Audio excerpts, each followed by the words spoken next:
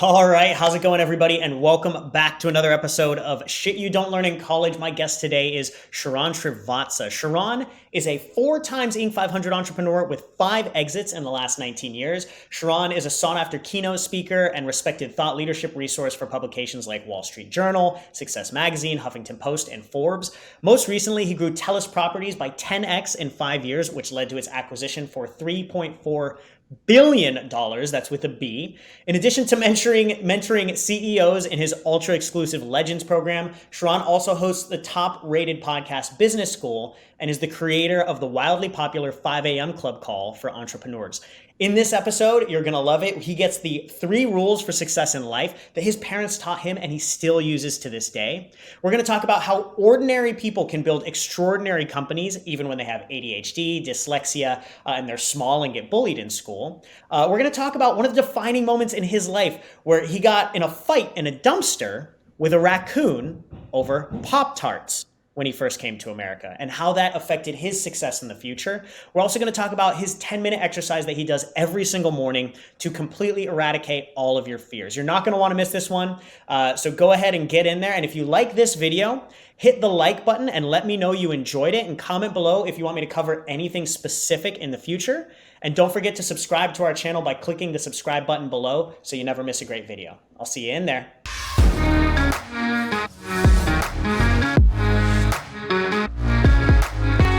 All right, how's it going, everybody? Welcome to the Shit You Don't Learn in College podcast, and we've got my guest, Sharran Srivatsa, here today. Sharran, welcome to the show. Xander, super excited to be here, and I don't think a lot of people realize that this stuff, you don't have to do this, and people don't have to be here, but the very fact that you're spending the time, putting in the effort, and making sure that you're getting great stuff out there is a testament to what you're doing. So I want to thank you for doing this, because people don't realize how hard it is to actually do all of this, and all they get to see is the end result. So thank you for doing this. Yeah. Excited to share. Well, hey man, I gotta throw it right back to you. You know, you were just talking about, and we'll dig into this in a bit, but you were just talking about how you're literally taking 2021 off, and you made the time to be on this show. So I want everybody to understand that Sharran is on this show in the middle of his sabbatical just for your viewing pleasure, entertainment, and knowledge. So Sharran, I gotta thank you back, my friend. Of course, man. Anything for you, man. Anything for you.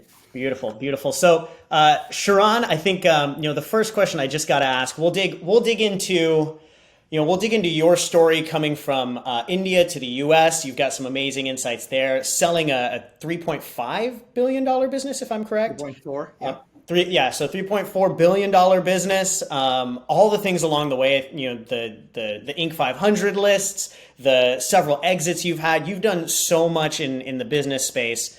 But before I dig into all of that stuff, you know, I've known you for a couple of years now, and I sincerely think you might be the happiest person I've ever met. Like, are you just born that way? Like, where does that come from?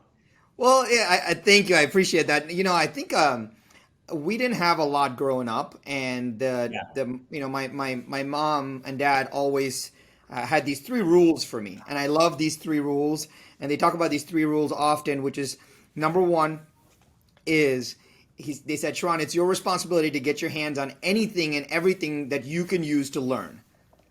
And so that means books, whatever, like anything and everything that you can use to learn. Number 2, whenever you are stuck, you should promise to ask questions. And number 3, you got to be kind.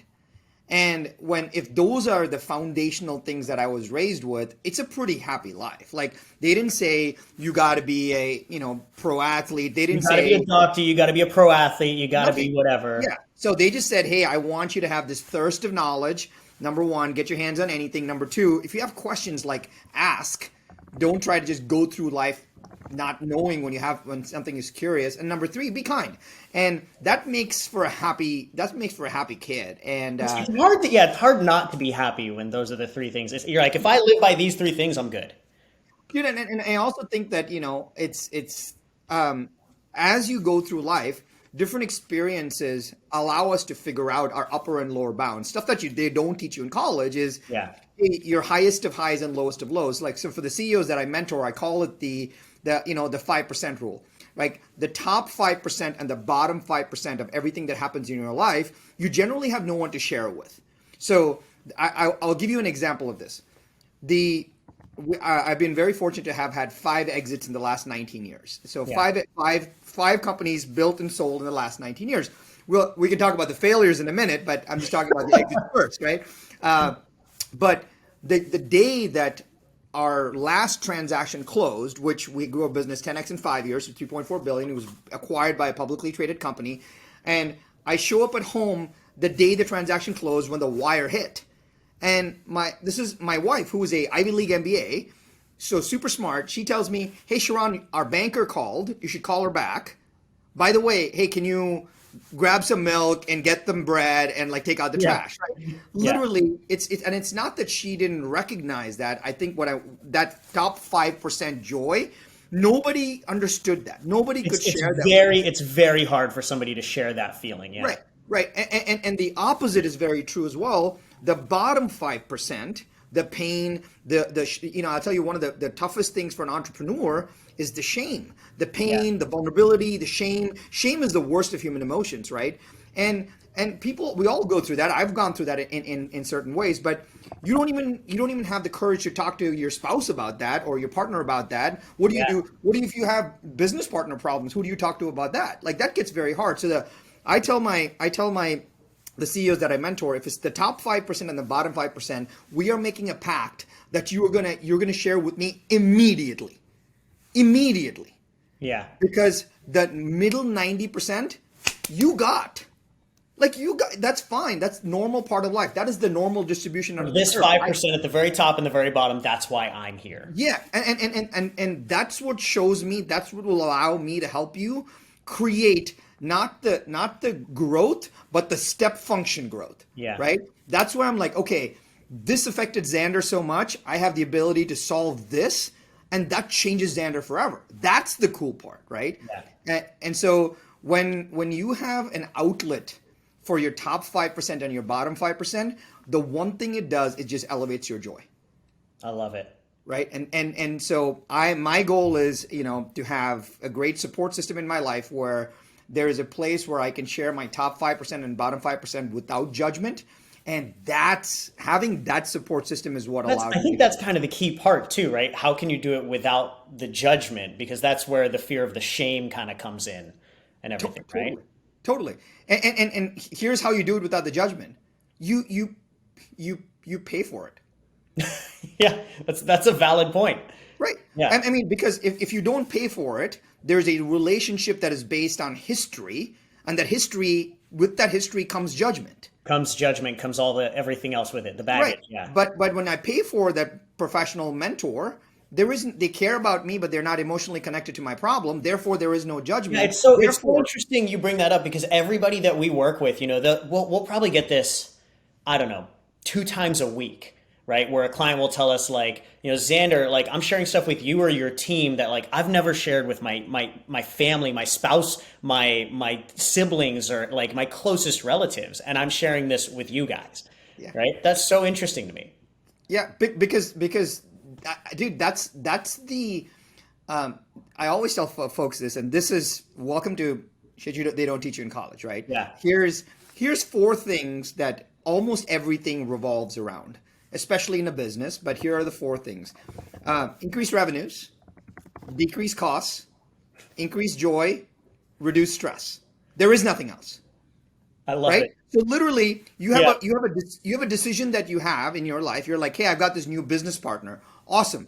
Is this business partner going to help us increase our revenues? Amazing. Is this business partner going to help us decrease our costs? No, because I have to split my take with him. No problem. Is he going to increase my joy? Yes, because I get along great with him, and he's a great person to be around. He's going to bring culture. Awesome. Is he going to reduce my stress? Yes, because he can do the things that I can't do. I get 3 or 4. Want to do. Yeah. Yeah, this is good. But a lot of times people just make a very one-dimensional decision and they pay the drag of the other 3. Yeah. Right. And so even my goal is to always just figure out, okay, well, what is this multidimensional view of making this decision? And you can do it very quickly, right? Yeah. And I will tell you that for the folks that are listening, the number one place to kind of deploy this framework is in a client that you don't enjoy. Yeah. The increase revenue, decrease cost, increase joy, reduce stress. Like literally you'll be like, when I fired Jimmy, yes, I'm going to lose some revenue. I'm going to have the same costs. I'm going to increase my joy. I'm going to reduce my stress. 3 out of 4, Jimmy's gone. Let's do this. Yeah. Right, right. Otherwise, it's the go back to the one-dimensional way. Jimmy's on. Crap. If I let Jimmy go, I lose some revenue.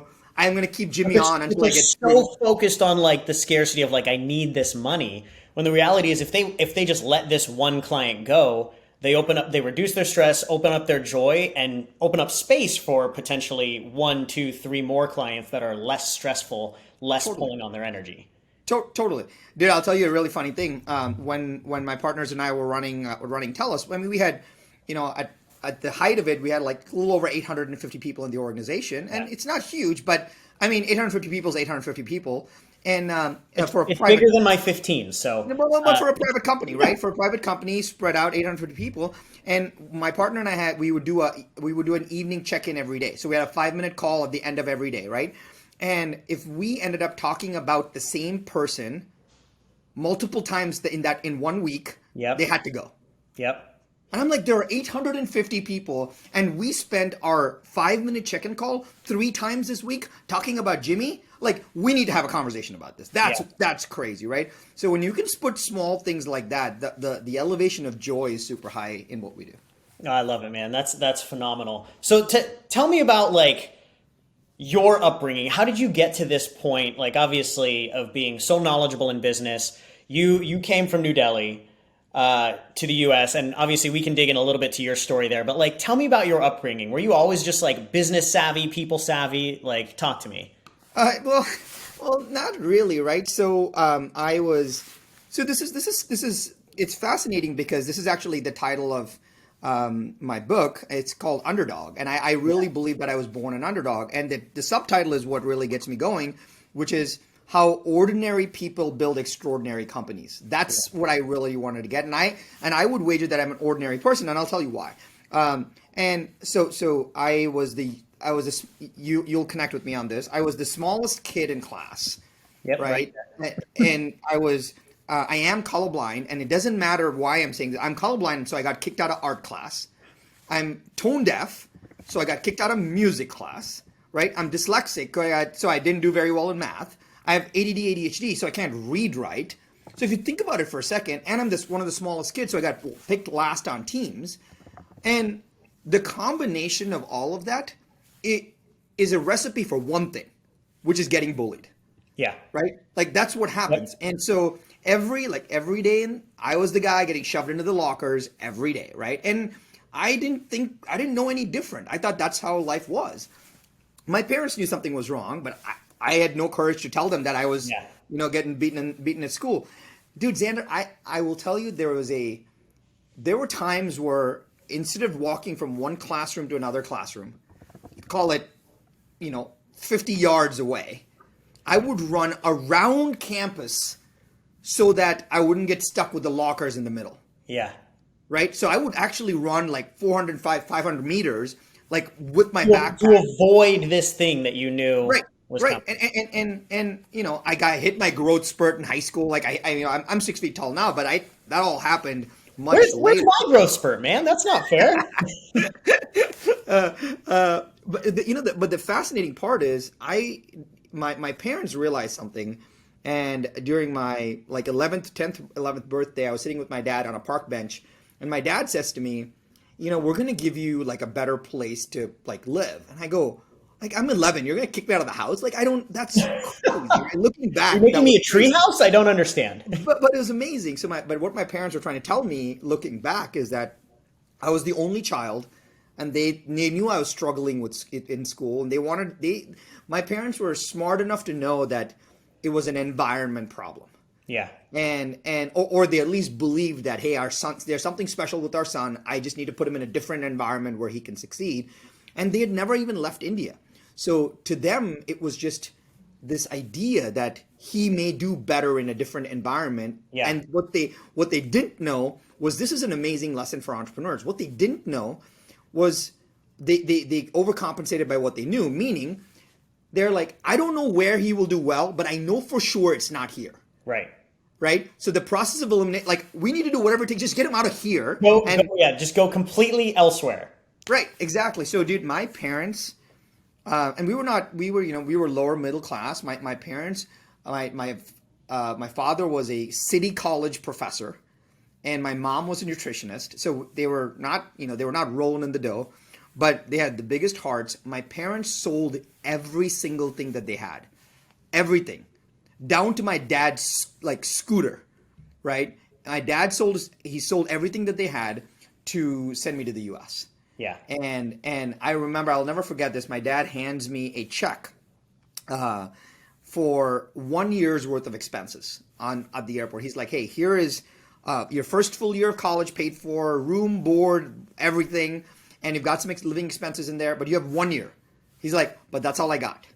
Yeah. So here's 1 year. You have a 1 year head start. I know you can make it, and if you can't, don't worry. You can come back, and we got you. Yeah. So that was while that was a good safety net for me. I was like, hey, I got a chance to go do something. If that's amazing. Like that's right? A lot of love for somebody to just give. Oh my gosh. Yeah. Totally. Right. And so, but when and that was my entire goal of getting to, when I got to the States, was I have 1 year. Yeah. I have 1 year. And this may be an interesting time to share a lesson with everybody, which is the lesson that I share with all entrepreneurs is this: the easiest way, even folks that have full-time jobs that want to make the switch, even that people that are having side hustles, etc., I always tell them the same thing. I go, you are on a mad dash to giving yourself a 1 year cushion.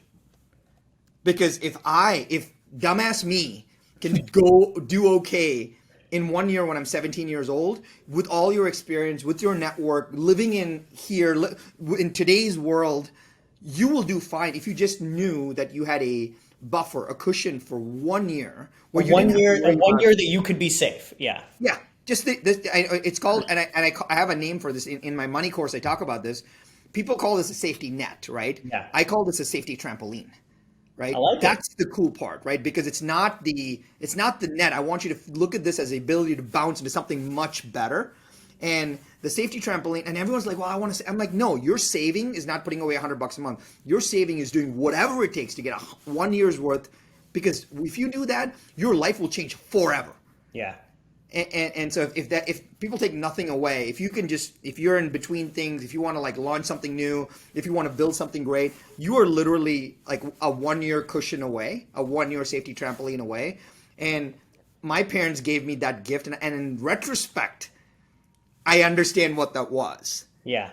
It was not like when you have that like 1 year trampoline, if you will. Like, does it just like it helps you make better decisions? Like, talk to me about that a little bit. So think about this for a second, right? What has happened because of the industrial age or the industrial revolution is that we went to kind of like bi-monthly or every other week wages, right? Right. When we went to every other week wages, we went to all expenses monthly. And so because now the monthly expenses were tied to the monthly income, everybody they look at this monthly income as the safety net. Yeah. And all that safety trampoline does is it disassociates. It detaches you from it basically gets rid of the golden handcuffs. Yeah, exactly. And I will tell you, the greatest gift I got was early on was realizing that, this monthly income, that's not my jam. Yeah. And it's very hard for even people that have like done the monthly income and broken in and actually made it, they will still yearn for the monthly. I have entrepreneurs right now who used to have monthly incomes that now don't anymore and are doing really well. They will still like soft pay themselves a salary. Psychologically, it still messes with them. Yeah. They'll be like, I have my $400,000 set aside, and I'm going to pay myself $8,000 a month just so I feel better about I'm like, dude, like think about what you're doing. And that's the mindset I want to shift people out of, because now they're still so even though they have rescued themselves from their 9 to 5, they have forcefully trapped themselves back. They've built themselves another job. Yeah. Which is crazy, right? And so my point around that is, that was like my biggest lesson, where my parents kind of unintentionally gave that to me. Yeah. And my only goal my freshman year in college was, how do I make my second year's money? Like there was nothing else, right? So the filter was, where can I go? What can I do? Where can I go? What can I do? Where can I go? Because I'm just saying I got a year. I got 6 months. You had an outcome that you got focused on. Yeah. Yeah. Yeah. And, there's this great Dan Sullivan quote, right? He says, your eyes only see and your ears only hear what you're looking for. Yep. And I love, like, to me, when people get stuck and they lose clarity on stuff, or they feel stressed out or overwhelmed, I'm just like, okay, well, what are you looking for? They're like, what do you mean? I'm like, what are you looking for? And then now when you force them to like describe what they're looking for, it's easier to help them get there, because I tell my wife this all the time. I'm like, I can't read your mind. If you want me to get you Thai food, like tell me you want Thai food. Like I can't read your mind. Yeah. And so we need to, but your mind can't read your mind either. Right. Yeah. So I think it's upon us to actually do good job of telling our minds what we want. And defining it. Yeah. Yeah. Oh, I love that. So so you've got this 1 year. I'm assuming you made it past 1 year. Yeah. So I'll give you the two interesting stories. Interesting story number one is I first this may some of your listeners may have listened to this story, but it took me our good friend Craig Ballantyne I actually shared the story first on Craig's podcast. I hadn't even told it to my parents. So what happened was my first year I landed in Chicago getting to college. And I had like a couple $100 in my pocket, because I had a check. And so I show up at school and I walk over to financial services and I march down there and I hand them this check, which was for a whole year's worth of tuition. And the lady was as nice as could be. Yeah. She said, Sharran, welcome. Everything looks great. By the way, just something small. This is an international check. So it's going to take 10 to 14 days to clear. So this was like 20 years ago. So it take 10 to 14 days to clear. And she goes, everything's good. You have your room and stuff, but your board, your meal plan, all the other stuff, your bucks won't activate on your card. Yeah. And I said, well, no problem, right? I didn't think about it for a second. Then I show up in my room, I'm like, okay. At this point, you're essentially broke now. I don't have much money. I probably have 20, 30 bucks. I'm like, okay. I don't even have a way to get to like Walmart to buy peanut butter. I don't nothing, right? So, but if for those that have been to college or thinking about it, the first week of college is party city. Like everyone's doing rush, everyone's doing like clubs, everyone's doing like joint math club, science club, all of that, and they all have pizza parties, right? So I crashed for a 3-day period every pizza party that I could find, right? And it's to the point where everyone knew that I just saw Sharran at Phi Beta Kappa, and I also see him at like science club. Like this is not the same avatar. Right. Yeah. And so, but I did that just to eat and it was fine. But then the parties died out and I was like, well, I went 24 hours without much food. And I knew that this was not going to last long. Right. It was like maybe another week, but I needed to get some food. You needed to survive. Yeah. Yeah. And I just walking down campus and I saw two guys actually take they were putting stuff in a dumpster. And I was like, they had these pizza boxes. I was like, there's got to be some pizza in those pizza boxes. Wouldn't it be amazing if I could just get a slice before they tossed it? Yeah. Well, they tossed it and I didn't have the courage. So I was like, So I waited until it was already noon. I waited until evening. I had kind of mustered up my courage. Nobody's watching. I put my hoodie on in the fall. It was hot.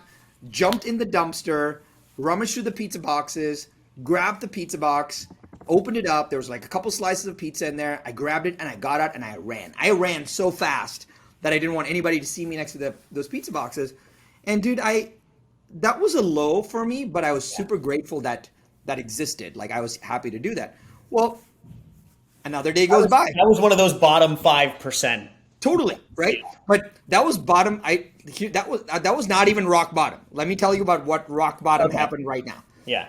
The next day, I was like, well, if I found gold in the dumpster yesterday, I may find gold in the dumpster again today. Oh my God. So I'm walking by and just at that moment, I couldn't even make the stuff up. I saw a bunch of guys throw these big like Subway sandwich bags into the dumpster. And I can see the sandwich. I can see, it looks like a sandwich. I can see the sandwich. Yeah. And I go, come on, right? So I was like, I'll eat anything right now, even if it's ham and Swiss, like I don't care. I will eat this stuff. So I wait for it to get a little darker. I jump into the dumpster. I see this bag of Subway sandwich. I grab it, and then I see the most all-American thing you can find, which are strawberry Pop-Tarts, a box of strawberry Pop-Tarts. And I'm like, I'm from India. Like I had no idea what strawberry Pop-Tarts were, right? I had zero idea. And here is this street light streaming through this little 8x8 dumpster. It smells terrible. I reach to pick up this box of strawberry Pop-Tarts because I'm there. Yeah. And something scratches my face. And I start, I put my finger on my face and I'm bleeding. So I look in the corner of the dumpster and I see these two yellow beady eyes. Oh my God. There's this raccoon that had just swacked me in right on my face. So now I'm in this dumpster trying to wrestle for a box of Pop-Tarts with this raccoon. and I go, but this is super interesting. That's when fight or flight kicks in. And I have no memory of what happened. I literally end up getting into a boxing match with a raccoon over Pop-Tarts. 100%. Kickboxing, by the way. I'm not touching this raccoon. Don't play safe. So I literally kicked the raccoon, grabbed my Pop-Tarts and grabbed the Pop-Tarts, not mine yet. And it's probably the raccoon's Pop-Tarts. Let's use the right proposition here. And then I just get and I run. I run so fast. And I'm like, I should probably get a tetanus shot. Yeah. But let me eat first. So I ate and then I got a tetanus shot. And that's when I realized, I was like, you know what?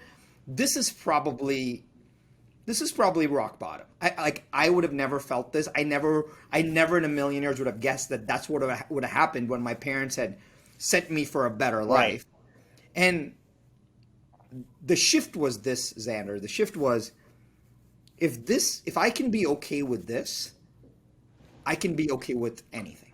Yeah. And it did something for me, which in retrospect, I call it, the capacity, just the capacity for risk. And most people's capacity for risk is that, hey, as long as I'm making my monthly $8,000 a month, I'm good.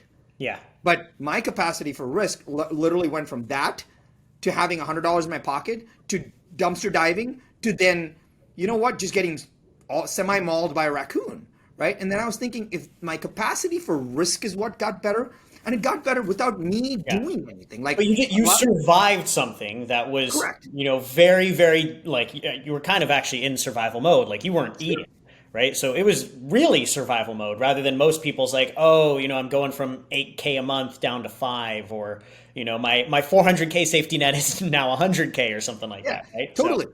Exactly right. And I think that what I would love for, and what I'd love for the listener right now, if you're listening right now, you're in the car at the gym and you're listening to Xander and me, you don't need to have a story like mine. And I will tell you, since then, I've been very grateful. Life's been better. We've had different versions of stress hit us, but life's been interesting and I've been grateful for it. But I would tell you that each one of us have had a moment like that in our world. But what we have generally done, and this is a lot of years of therapy, what we have generally done is we have just suppressed that memory.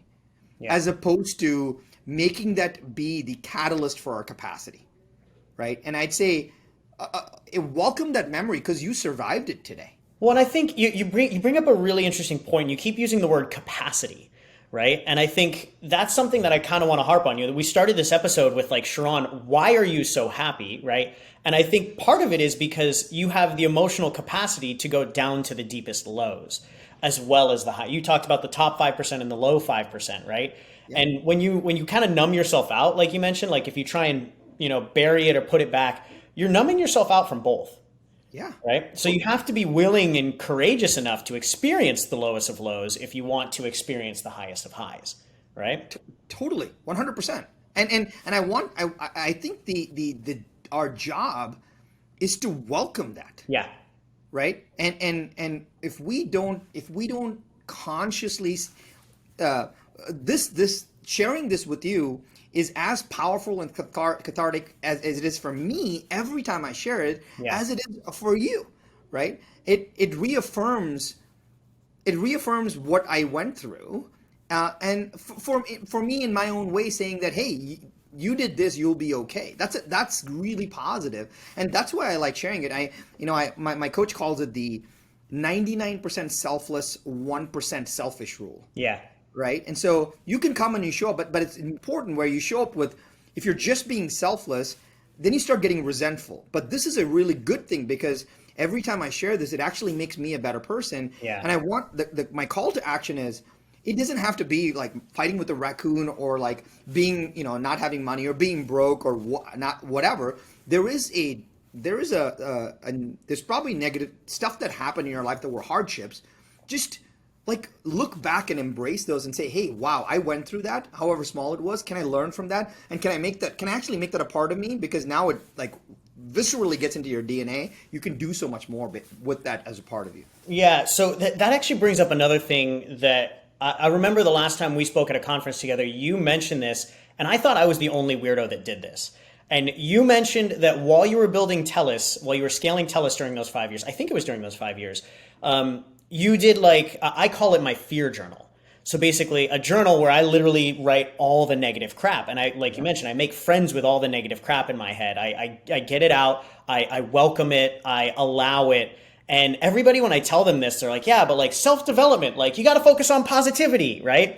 And I'm like, yeah, but the negative stuff is in there if we don't like give it the time to like come out. Yeah, right. So can you tell me about, because I know you did something like that as well. Could you explain that process for you? Yeah, of course. People don't realize this. They think that the negativity and the tough stuff, they think that is buried.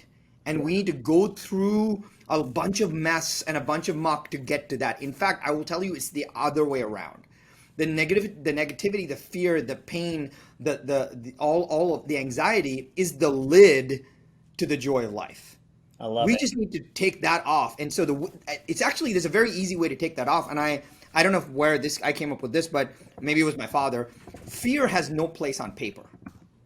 Fear has no place on paper. What do you mean? Because if you can write down what you're afraid of, now they're just mere words. They're not swirling around and daisy chaining into, if this happens, what happens next. There's no if then infinite loop that's happening when you take that lid off. And if I get it on paper, now they're just some thoughts that I need to reorganize and deal with in some way. And there's a way to do this, and I use a practice called morning pages, and I think it's Julia something. I can't remember how she described this, but here's the exercise. I still do it every morning. It probably takes me like 10, 11 minutes. It's not hard. It's gotten to the point of being very mechanical right now. So people talk about journaling, right? They say, I'm going to get up and I'm going to write Dear Diary and all of that. To me, journaling is a very mechanical exercise. I have the same notebook. Where is it? Here. For those that are watching this live can see this. Same notebook every day that I use. And I write what's in my head. And Xander, like I will tell you what I write. My job is to write exactly the thought that is in my head. I am transcribing the thought to paper, word for word. Yeah. And there's a good chance you can't keep up. So it'll go something like this. I'm really afraid of, the deal that we have that is blowing up. Oh my gosh, my elbow hurts. Like literally I'm writing everything, right? And it's not going to make logical sense. No, not at all. This isn't something you're going to publish in Harvard Business Journal or something. No, but the mechanical key is you are transcribing the thought to paper, and the goal is the thought's going to fly really fast. Yep. And the fear-based thoughts will show up over and over again. And to minimize them from showing up over and over again is when you capture them, and the brain's like, oh, he captured them, so I don't have to show up. I don't have to. He's got this one. I don't have to worry about it anymore. Exactly. And it's just like, for example, if we're like, hey, pay credit card bill, right? If we had to do that, if we write it down on our to-do list, we don't stress out about that anymore. Yeah. But if we don't write it down, we are like, it kind of stays there. So I go through this process of just trying to like transcribe, and sometimes the thought will stop midway, and then I'll be like, wow, it's really hot in here. Like, and then I'll keep going, right? Yep. But after about the 10, 11 minute mark, it'll slow down. It'll get to the point where it comes to this abrupt halt where there's nothing left to transcribe. Like your mind is empty. And that is the moment where, like what alcoholics refer to as a moment of clarity. I was going to say clarity. That's true clarity right there. Yeah, you see everything in Technicolor. You're like, you're in flow, you're part of the universe. That is like, and if I told you it's a 11-minute exercise to be connected to the divine, the source, like something bigger than you, that's not an expensive exercise. That's something you should probably do every morning for everybody listening. And the interesting part is I'll tell you the same routine. Every morning I wake up, I do something called the 5 a.m. club. It's 5 minutes at 5 a.m. every single morning. At 5:06, I'm done. I put on a cup, I brew coffee. I turn on the fireplace. I sit and I write for 11 minutes. Yeah. It is the same time. It's the same routine every morning. Yep. And I think it's so interesting because I literally have done something similar. Actually, it's pretty much exactly the same for the last about 4 years. So my best friend committed suicide 4 years ago. And that's when I started it, was literally just to kind of get all the emotions out. One of my mentors basically told me, was like, the emotions that you're going through, they're better out of your head and onto a piece of paper. And he gave me permission. He said, I like you're talking about, like, no judgment. I want you to put whatever comes up onto that piece of paper. And you could go burn it afterwards if you want. You could go rip it up and throw it away, burn it, like do whatever you need to so that nobody reads this shit and throws you in jail because you're going to think some really messed up thoughts, right? But he's like, just get it out. And I did that for about 6 straight months. And, that combined with a lot of other like psychotherapy that I do, like I shifted my entire perspective of losing my best friend from loss and grief to, kind of like we're talking about. This was something that for whatever reason, I needed to go through for my own growth. And I'm grateful for AJ in his life and in his passing. And it like you mentioned, it's like the lid pulled off. Right. And underneath the fear, the grief, the anger, the frustration, inside was like a joy and a love and a fun that I'd never experienced before in my life. Yeah. Dude, you're so spot on with that. And I'll tell you, there are 3 ways that you can get your emotions out. It's literally you're taming the beast in some way, right? But there's 3 ways that actually works for most people. And I'll tell you what is not one of the 3. Working out is not one of the 3. Here's what a lot of people will do. Let me just go work out. Yeah. Right. And when the problem there is you're not dealing with the emotion. You're putting your body through its paces to forget that. So you're tightening the lid. You're trying to bear it. And I always tell people this. Okay, so like lifting weights is your drink of choice. Ooh. Right? So everything is there's a drink of choice in there somewhere. Yep. There's 3 ways. The ways are these. Way number 1 is to mechanically write it because there's a thought to, kinesthetic combination that gets it out. Yeah.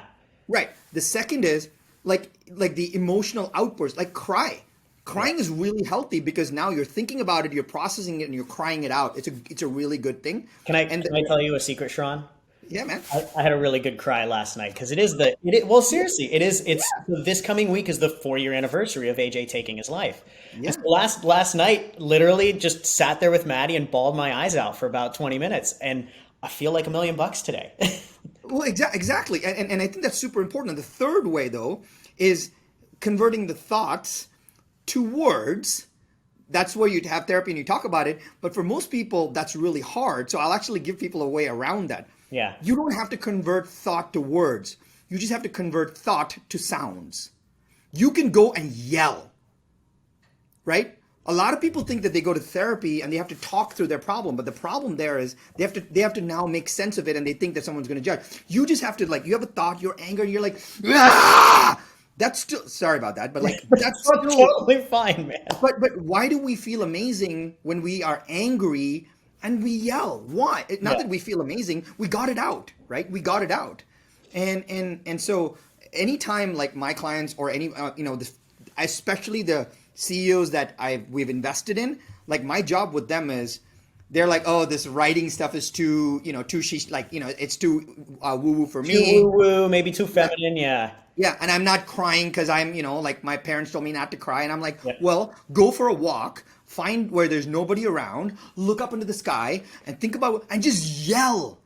Yeah. Right? And you've got to find a way to transfer the thought into something else. Otherwise, the lid will never come off. Yeah. And I think that's our problem a lot of times. And if you're working with Xander and me, and if we can just take your lid, everything else is super easy. I was going to say, like, do you think that your capacity to be successful and other people's capacity to be successful, like, it's literally like, if you can just help get this lid off, everything else becomes easier, right? Totally. And like most of the times when I, in all my mentoring conversations, like when I do power days with folks, like, and you do power days with folks, my one consulting, like from 9 a.m. to 2 p.m., I'm just trying to like flick that lid off. Yeah. That's all I'm trying to do. If I can get the lid off before lunch, like we may make like $4 million today. Just from getting that lid off. Yeah. Yeah. I just need to get because they don't have the courage to get the lid off from anywhere else because there's nobody that cares that is not emotionally connected to their problems and it's not judging. And after doing this so many times, I can tell if it's an intellectual issue, if it's a I need to cry issue, I need to scream issue. I can tell so quickly because I've literally been through all of those. Yeah, because you've been all the way through the roller coaster. Yeah, because the tactics will look like band-aids. Yeah, and give you like kind of short-term dopamine effect. But for the tactics and the strategies to actually sink in and work, you can't really do that on a shaky foundation. And that's the thing that I tell everybody we work with, right? It's like we live in the information age, right? The tactics, the strategies, you can learn the skills from YouTube for pretty much anything, right? All of that stuff is there for free in most cases, right? Really, like the differentiator is like, just like you mentioned, can we open up your capacity to be the person that acts on these things courageously in the face of fear, takes that lid off and really digs in? Yeah, dude, I will tell you, the other day, I was in a Forbes interview, and I'm so sad that this is probably not going to get published because, they write the articles for whatever readability, right? And so it was like the interview was over, and the guy's like, listen, man, if you could get like one message out, just one, and that was the only message. And I'm like, bro, that's really hard. Like you can't give me tell me the one thing. That's really hard. I've got ADHD. I've got a lot to say, guys. but as of that day, as of that time, I'll tell you even now, the one thing that comes to mind is this: the modern age of social media and access to what other successful people are doing has actually affected how we deconstruct success. Yeah. And so when people are like, well, I actually have a CEO that we've invested in who runs a portfolio company for us that we're investors in, says, well, Steve Jobs was really good at innovation. To be a good innovator, he was a jackass. He was a jerk. So I need to be a jerk. So he now thinks he needs to be a jackass. Correct. Right. Which is, and so the interesting part is, so I'm trying to get these people to understand, and here's the gift that I can give folks, right? Don't try to emulate Xander. Because Xander's experiences are Xander's alone.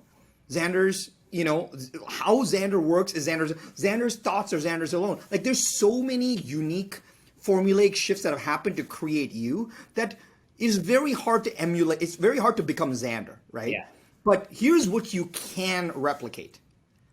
What you can replicate is ask the question, what is Xander's support system? Let me go replicate Xander's support system. Like if you want to be like Rocky Balboa, go get Rocky Balboa's coach, trainer. Then put yourself in that same environment that allowed them to succeed. 100%. And so like replicate the support system, replicate the environment. And I tell all the CEOs that I mentor people in my mastermind group, I'm like, hey, listen, just the greatest thing that I can do for you is to be in your corner. Yeah. That is the greatest thing that I can do for you, right? And so the difference between you and a Fortune 100 CEO that I met is that I am in their corner. That's all it is. So when I talk to my mentor, one of my mentors, Peter Lowy, he built the largest immigration law firm in the world, right? Like 14,000 attorneys around the world at 41 years old, and he was the intern, and he grew to building that business. Like there's a reason for that. When I'm hanging out with Peter, I'm not saying, well, what business model did you use? No, like that's ridiculous, right? Because trying to take that and apply it to my life is irrelevant. But if I can say, hey, so I'm looking at, well, who did you go to when you were stuck? When this broke down, what happened? What's the process you implemented? Yeah. Right. Who are the people? Like when you woke up every morning, what were the habits? What were the rituals? Who was the support system? The faster you can install a similar support system in your life, the faster you're going to get to that is the fastest indicator of success. It's just replicate the support system. Yeah. And I always ask people this question. I'm like, so go with the idea, right? You and I both know big man Tony Robbins. He's a cool dude. Like I always ask, I'm like, just go to that. Hey, if you could call Tony whenever you wanted, would it be easier for you to win? And the answer is always yes. Well, why? Yeah. Why? And that's the answer, right? It's just like replicate the support system. If you got Tony in your corner, are you really gonna like download another course online? No, that's the point, right? Like that should give you the answer that you're going after the wrong thing. You should go after a better support system. You're trying to shortcut it. You're trying to find like you talked about a less expensive way of doing it, but it's costing you your joy. It's costing you more stress. It's costing you everything else. Yeah. Yeah. So that's what I told a Forbes reporter. I was like, and he's like, oh, that's interesting. I'm like, interesting? Like, Hey, are you kidding, if it dude? makes you feel any better, Sharran, we'll make sure that it gets published. So it's going live. Don't worry about it. That's awesome. Sharran, I know I want to be respectful of your time, and I know that technically you're off this year. So I do want to thank you for all the insight that you've given over this last hour or so. Where can people learn more about you and everything on the horizon, including your book Underdog?